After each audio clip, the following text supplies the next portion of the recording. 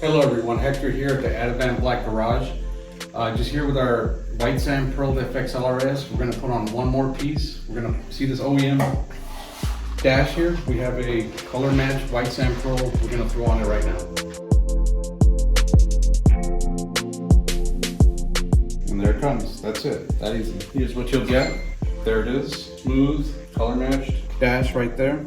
Now when you put on this bottom tab, it's only 2 screws and there's a sticker there. Do not use any Loctite on there. You have a bracket that looks like this and 1 bolt, and that's exactly how it mounts, just like this, how you see there on the front.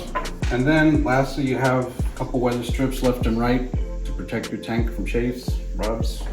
So let's get it all put together. So now we're going to attach our front mounting bracket.